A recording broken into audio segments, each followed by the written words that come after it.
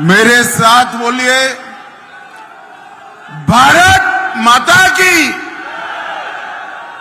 हो गया भैया, देख लिया आपको, बैठ जाइए, प्लीज बैठ जाइए।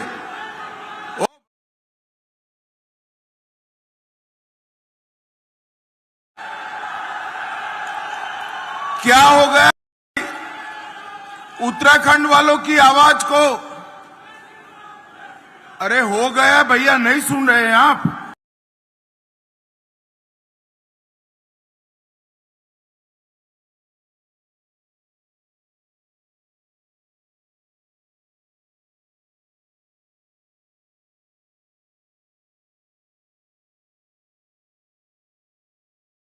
उत्तराखंड वालों की आवाज को,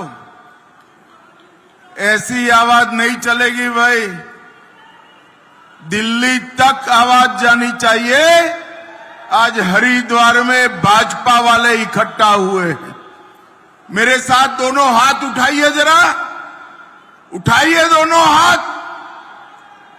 तीसरी बार भाजपा सरकार बनाने के संकल्प की मुट्ठी भींचिए और प्रचंड आवाज से बोलिए, भारत माता की जय श्री राम, जय जय श्री राम।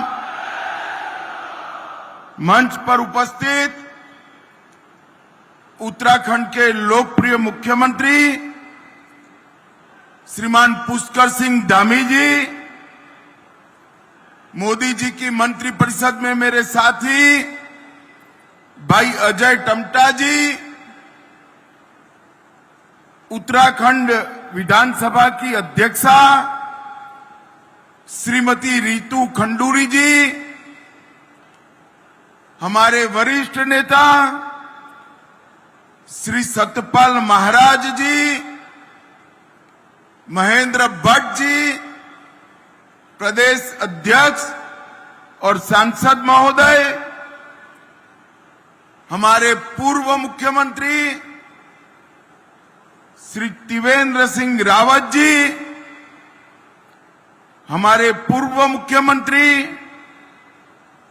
श्री रमेश पोखरियाल जी, हमारे पूर्व मुख्यमंत्री विजय बहुगुणा जी, हमारे पूर्व मुख्यमंत्री तीरथ सिंह रावत जी, धामी जी की मंत्रिपरिषद के सभी सदस्यगण, सांसद और मेरे मित्र श्री अनिल बलूनी जी, सांसद श्री अजय भट्ट जी, सांसद श्रीमती माला राज्यलक्ष्मी शाह जी, सांसद श्री नरेश बंसल जी, उपस्थित सभी भारतीय जनता पार्टी के वरिष्ठ नेतागण और आज इस विशाल समारोह में आए हुए प्यारे भाइयों, बहनों, माताओं और मेरे जिगर के टुकड़े जैसे युवा मित्रों, आप सभी को राम राम। सबसे पहले पूरे देश की आस्था जहां पर निवास करती है, पूरे देश के सभी अखाड़ों के, सभी प्रकार के संगठन के संतगण जहां निवास करते हैं, वो देवभूमि उत्तराखंड को मैं प्रणाम कर कर मेरी बात की शुरुआत करता हूं। बाबा केदारनाथ धाम, बद्रीनाथ धाम, गंगोत्री, यमुनोत्री और हेमकुंड साहिब के साथ यहां विद्यमान अनेकानेक तीर्थों को प्रणाम कर कर मेरी बात की शुरुआत करना चाहता हूं।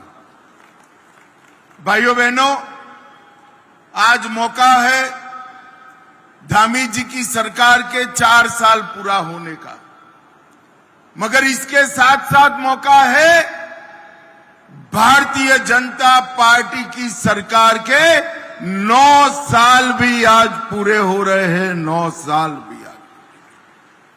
अभी अभी मोदी जी आए थे, उत्तराखंड के 25 साल का महोत्सव शुरू कर गए। मैं आज इस कार्यक्रम के माध्यम से उत्तराखंड की जनता को बताने आया हूं कि एक जमाना था जब ये उत्तराखंड देवभूमि अपने अधिकारों के लिए संघर्ष कर रही, अलग राज्य, अलग पहचान, उत्तराखंड की संस्कृति, इसको बचाने के लिए उत्तराखंड के युवा मैदान में उतरे थे। और उस वक्त एक कांग्रेस पार्टी और समाजवादी पार्टी ने सहन न हो सके ऐसा दमन हमारे उत्तराखंड के युवाओं पर किया था। अनेक युवाओं को गोली लगी, उन्होंने बलिदान दिया। रामपुर तिराहा की घटना आज भी उत्तराखंड वासी भूले नहीं। मैं आज आप सबको बताने आया हूं कि उस वक्त भाजपा के वरिष्ठ नेता और उस वक्त के प्रधानमंत्री श्री अटल बिहारी वाजपेयी ने उत्तराखंड की रचना करने का काम किया था। एक कांग्रेस के सो कॉल्ड विद्वान कह रहे थे, छोटे राज्य कैसे टिकेंगे, इनकी अर्थव्यवस्थाएं कैसे चलेगी। अटल जी ने 3 छोटे राज्य बनाए थे, उत्तराखंड, छत्तीसगढ़ और झारखंड। आज तीनों राज्य विकास के रास्ते पर आगे बढ़ गए। और आज मैं कहने आया हूं, जब हमारी सरकार के 9 साल पूरे हो रहे हैं, मुझे याद है त्रिवेंद्र सिंह रावत जी को मुख्यमंत्री बनाया था। पहले कार्यक्रम में मैं आया था, तब मैंने कहा था मोदी जी, अटल जी ने बनाया है, मोदी जी संवारने का काम करेंगे, मोदी जी संवारने। और ये 9 साल उत्तराखंड के विकास के 9 साल हैं। ये 4 साल के अंदर मुख्यमंत्री धामी जी ने एक एक समस्या को चुन चुन कर समाप्त करने का एक रचनात्मक अभिगम लिया। इसके कारण उत्तराखंड आज विकास के रास्ते पर 2 दूनी रात चौगुनी गति से आगे बढ़ रहा है। और मित्रों, आज ही 1132 करोड़ के जन सुखाकारी के अलग अलग कामों का लोकार्पण और भूमि पूजन हो रहा है। आज यहां पर नई न्याय संहिताओं की प्रदर्शनी का भी उद्घाटन हो रहा है। मेरे उत्तराखंड देवभूमि के सभी वकील मित्रों को मेरा आग्रह है, न्याय प्रणालियों के साथ जुड़े हुए सभी युवाओं को और विशेषकर माताओं बहनों को आग्रह है कि ये प्रदर्शनी जरूर देखिए। मोदी जी के नेतृत्व में अंग्रेजों द्वारा बनाए गए 150 साल पुराने कानून, जिसको बनाने का उद्देश्य था अंग्रेज सरकार की हुकूमत को लंबा चलाना, वो समाप्त कर हमारे नागरिकों की सुरक्षा के लिए न्याय संहिताएं बनाई है। मैं ज्यादा कहना नहीं चाहता, परंतु इतना जरूर कहना चाहता हूं कि कानून के 2028 में कंप्लीट इंप्लीमेंटेशन हो जाएगा। उसके बाद कोई भी नागरिक पुलिस थाने में जाकर एफआईआर कराएगा, 3 साल में सुप्रीम कोर्ट तक की पूरी न्याय प्रणाली समाप्त हो जाएगी। अब समय पर न्याय मिलेगा। ये दुनिया के सबसे आधुनिक न्याय संहिताएं हैं और ये दुनिया की सबसे वैज्ञानिक न्याय संहिता है। मेरा आग्रह है कि आप सभी लोग जरूर इसको देखिएगा। आज यहां पर एक जोर जोर से नारे लगा रहे हैं। 1900 युवाओं को पुलिस आरक्षियों का नौकरी मिल गया है। मैं सभी युवाओं को मन से पूछना चाहता हूं, अगर कांग्रेस की सरकार होती तो ये नौकरी आपको मिलती क्या? जरा जोर से बोलो, मिलती क्या? पर्ची भी चाहिए होती और खर्ची भी लगती, दोनों लगता। अब कोई सिफारिश की जरूरत नहीं, कोई रिश्वत नहीं देनी है। पहाड़ पर रहने वाला हमारी बूढ़ी माँ का बेटा कोई सिफारिश के बगैर आज नौकरी प्राप्त कर कर अपने घर जा रहा है। इसी को शासन है। और यहां पर धामी जी ने जो नकल विरोधी कानून बनाया है, वो कानून ने एक प्रकार की पारदर्शिता रोजगारी क्षेत्र में लाई और इसके कारण ये संभव हो पाया। आज यहां पर पाकिस्तान और अफगानिस्तान से आए हुए लगभग 200 लोगों को नागरिकता दी गई। मुझे बरोबर याद है भाइयों बहनों, जब मैं सीएए का कानून लेकर आया था तब एक कांग्रेस, सपा, बसपा, ममता, डीएमके सारे के सारे लोग संसद में हो हल्ला करे थे। मैं आज फिर से कहना चाहता हूं, इस देश पर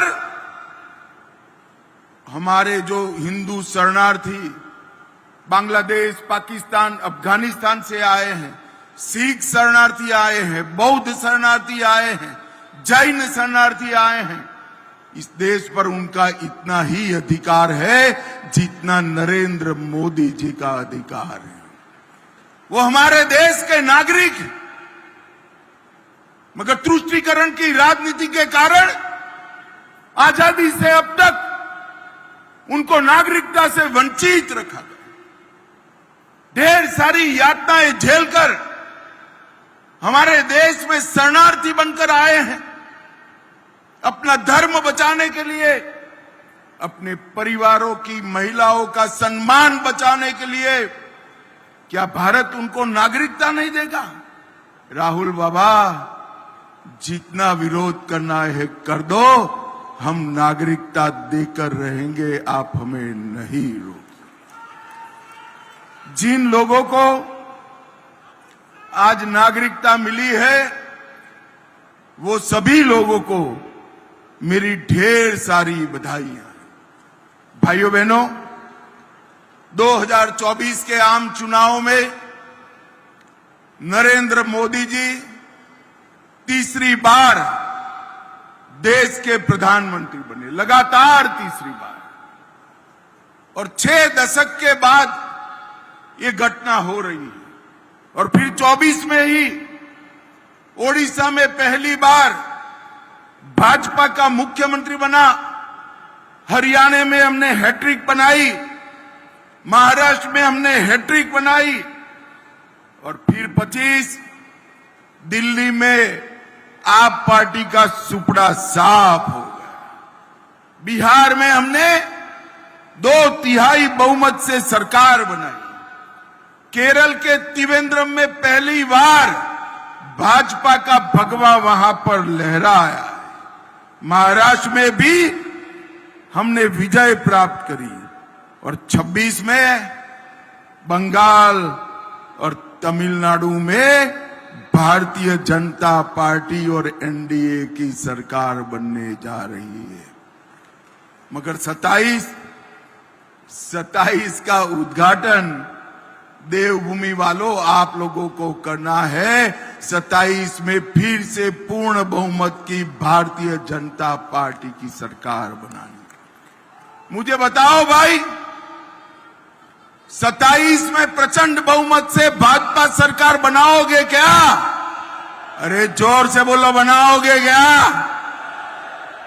भाइयों बहनों, ये हरिद्वार में कुंभ 27 में भी आने वाला है और उत्तराखंड में 27 में लगातार तीसरी बार भारतीय जनता पार्टी की सरकार बनने वाली। ये धामी जी अभी धन्यवाद कर रहे थे मोदी जी का कि कुंभ के लिए एक बड़ी राशि उपलब्ध कराई है। धामी जी, इसमें धन्यवाद का कोई कारण नहीं बनता। हरिद्वार का कुंभ पूरे भारत की शान होता है, पूरे भारत की शान। और ये तो नरेंद्र मोदी सरकार। हमने हमारी संस्कृति से जुड़े कई साल पुराने सारे काम समाप्त कर दिए। धारा 370 को समाप्त कर दिया। हिंदू शरणार्थियों के लिए सीएए लेकर आए। 550 साल से जिसकी हिंदू समाज राह देख रहा था, वो रामलल्ला का मंदिर बनाने का काम भी हमने समाप्त कर दिया। केदारनाथ धाम, बद्रीनाथ धाम में पूरे शहर की पुनर्रचना कराई। महाकाल लोक बनाया और औरंगजेब ने तोड़ा हुआ काशी विश्वनाथ का कॉरिडोर भी नरेंद्र मोदी जी ने बनाया। नरेंद्र मोदी जी ने। ये कुंभ जो आने वाला है वो सभी रिकॉर्ड तोड़ने वाला होगा, ऐसा मुझे विश्वास है। मित्रों, मोदी जी ने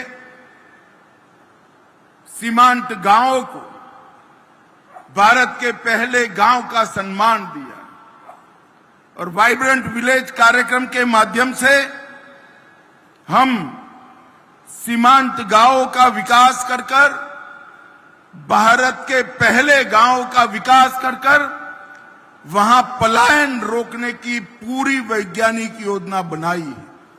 और मैं आज यहां कहने आया हूं उत्तराखंड वालों, इसका सबसे बड़ा फायदा आने वाले दिनों में हमारी देवभूमि उत्तराखंड को होने वाला है। देवभूमि उत्तराखंड। मित्रों, कांग्रेस पार्टी पूरी ऊर्जा घुसपैठियों को बचाने के लिए लगा रही है।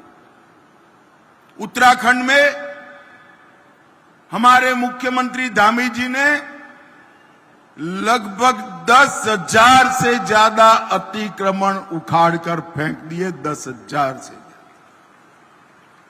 सिर्फ अतिक्रमण की बात नहीं है, मैं आज उत्तराखंड की जनता को कहने जा रहा हूं कि पूरे देश से जहां जहां घुसपैठिया है, केदारनाथ धाम से लेकर कन्याकुमारी तक, एक एक घुसपैठिए को चुन चुन कर हम भारत के बाहर निकालने का काम करेंगे। भारत के बाहर। राहुल बाबा को जितना विरोध करना है उतना विरोध कर दे। वो एसआईआर का भी विरोध करे। उनको हर चीज में नकारात्मकता दिखती। भाइयों बहनों, मुझे बताओ, जो भारत का नागरिक नहीं है उसका नाम मतदाता सूची से कटना चाहिए या नहीं कटना चाहिए?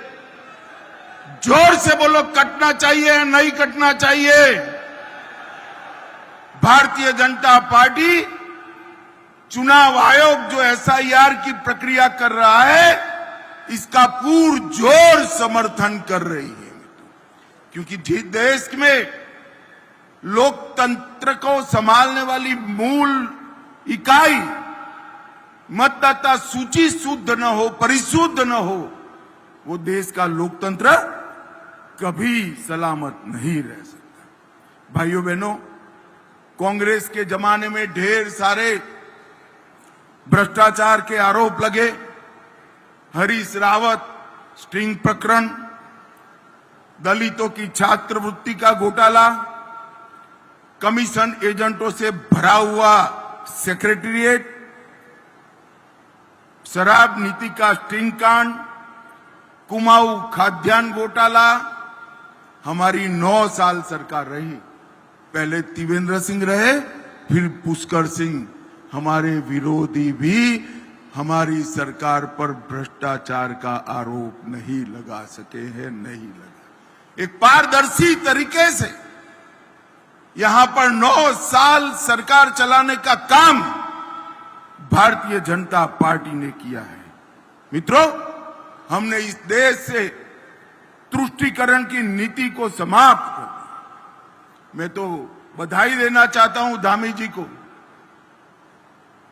धामी जी यहां पर यूनिफॉर्म सिविल कोड लेकर आए। नागरिक का धर्म कोई भी होगा, एक ही कानून से उसको देश में रहना होगा। और उत्तराखंड हमारा देश भर में यूसीसी को लागू करने वाला पहला राज्य बना है, पहला राज्य बना। और ये यूसीसी ही जनसांख्यिकी में जो अप्राकृतिक वृद्धि है, ये अप्राकृतिक वृद्धि को रोकने का काम भी यूसीसी ही करने वाली है। और मोदी जी ने जनसांख्यिकी के बदलाव के लिए एक हाई पावर कमेटी भी बनाने का निर्णय किया है। कुछ ही दिन में वो कमेटी अपना काम शुरू कर देगी। मित्रों, आज मैं यहां आया हूं तब कांग्रेस के लोगों से हिसाब किताब भी मांगना चाहता हूं। भाई, मांगना चाहिए या नहीं मांगना चाहिए? जरा जोर से बोलो, मांगना चाहिए या नहीं मांगना चाहिए? 2004 से 14 तक कांग्रेस पार्टी ने डिवोल्यूशन की ग्रांट और ग्रांट इन एड उत्तराखंड को सिर्फ 54,000 करोड़ रुपया, 54,000। और मोदी जी ने वही 10 साल में 4 से 24 में 1,87,000 करोड़ रुपया देने का काम। इसके अलावे 12,000 करोड़ का केदारनाथ, बद्रीनाथ, यमुनोत्री, गंगोत्री 900 किलोमीटर का 4 धाम महामार्ग, दिल्ली देहरादून इकोनॉमिक कॉरिडोर 8,000 करोड़ का, 5,000 करोड़ से उत्तराखंड में 30 राष्ट्रीय राजमार्गों का निर्माण, 2,200 करोड़ से टनकपुर में 8 मार्गों का निर्माण, नजीबाबाद अफजलगढ़ बाईपास, पुरकाजी लक्सर हरिद्वार रोड का नवीनीकरण। और मित्रों, विकास का द्योतक राज्य का बजट होता है।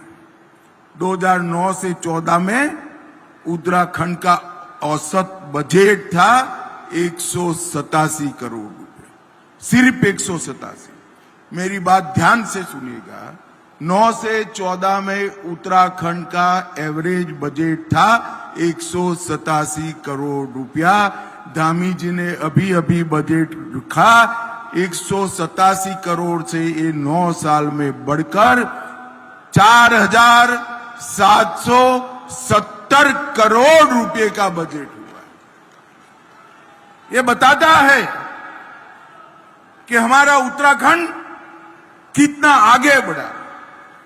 26,000 करोड़ से 3 नए रेलवे प्रोजेक्ट दिए गए, 303 किलोमीटर विद्युतीकरण पूरा कर दिए गए, 147 स्टेशन अमरूद स्टेशन बन रहे हैं, 100 फ्लाईओवर और अंडर ब्रिज बने हैं और सबसे बड़ी रेल सुरंग ऋषिकेश से कर्णप्रयाग वो भी बनाने का काम हुआ है।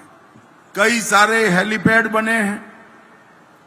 देहरादून एयरपोर्ट को आधुनिक किया गया है। एग्रीकल्चर और मत्स्य पालन के लिए ढेर सारा काम हुआ है। पर्वतमाला रोपवे विकास कार्यक्रम में 2400 करोड़ रुपया लगाया गया है। और मित्रों, सबसे बड़ी बात, 2014 में उत्तराखंड की प्रति व्यक्ति आय 1,25,000 1,25,000 रुपया, और वो 9 ही वर्ष में 1,25,000 से बढ़कर 2,60,000 करने का काम हमारे दोनों सरकारों ने किया है। हमारा जीएसडीपी 1,50,000 करोड़ था, वो बढ़कर 3,50,000 करोड़ जीडीपी करने का काम हुआ है। लगभग 10,000 किसानों को प्रधानमंत्री किसान योजना का लाभ मिला। 14 लाख घरों को जल जीवन मिशन का फायदा घर में नल मिला। 62 लाख लोगों को 5 लाख तक का स्वास्थ्य का फायदा मिला। 5,80,000 घरों में शौचालय बना। 60 लाख लोगों को प्रति माह प्रति व्यक्ति 5 किलो अनाज मुफ्त में मिलता है। और 5,33,000 माताओं बहनों को गैस का सिलेंडर देने का काम भारतीय जनता पार्टी के नेता नरेंद्र मोदी ने किया। मित्रों, एक और भ्रष्टाचार करने वाली कांग्रेस, अव्यवस्था फैलाने वाली कांग्रेस, उत्तराखंड के निर्माण का विरोध करने वाली कांग्रेस, और दूसरी ओर 4 धाम के प्रति अनन्य श्रद्धा से 4 धाम के यात्रियों में 3 गुना वृद्धि करने वाली भारतीय जनता पार्टी। उत्तराखंड के हर कस्बे को रोड से जोड़ने का प्रयास करने वाली भारतीय जनता पार्टी। युवाओं को बिना खर्ची, बिना पर्ची नौकरी देने वाली सरकार। कॉमन सिविल कोड लाने वाली सरकार। सीए के माध्यम से नागरिकता देने वाली सरकार है। और घुसपैठियों को चुन चुन कर निकालने का संकल्प लेने वाली सरकार। उत्तराखंड को ये 2 विषय पर 2 पार्टियों के बीच में चयन करना है। कांग्रेस पार्टी राहुल गांधी के नेतृत्व में पूर्णतया बिखर चुकी है। संसद के अंदर चर्चा करने की जगह हो हल्ला कर संसद न चलने देने की नीति एज अ पॉलिसी इन्होंने अपनाई। ये पार्टी हमारा देवभूमि का विकास नहीं कर सकती। मैं उत्तराखंड वासियों को अंत में इतना ही कहने आया हूं, 2027 में फिर से चुनाव आने वाला है। हमारे दोनों मुख्यमंत्री त्रिवेंद्र सिंह और पुष्कर सिंह ने 9 साल तक मनपूर्वक उत्तराखंड की सेवा करी है। एक तीसरा मौका भारतीय जनता पार्टी को दे दीजिए। हम उत्तराखंड को सभी छोटे राज्यों में 1 नंबर पर ले जाने का काम करेंगे। मुझे बताओ भाइयों बहनों, कमल के निशान पर आने वाले चुनाव में बटन दबाकर भाजपा का समर्थन करेंगे क्या? अरे जोर से बोलो, करेंगे? तो मेरे साथ दोनों हाथ उठाइए, जरा उठाइए दोनों हाथ। विजय के संकल्प की मुट्ठी भींचे और प्रचंड आवाज से बोलिए, भारत माता की जय श्री राम, जय जय श्री राम। मंच पर बैठे हुए सभी संत गणों के श्री चरणों में मेरा प्रणाम। आप सभी का बहुत बहुत धन्यवाद।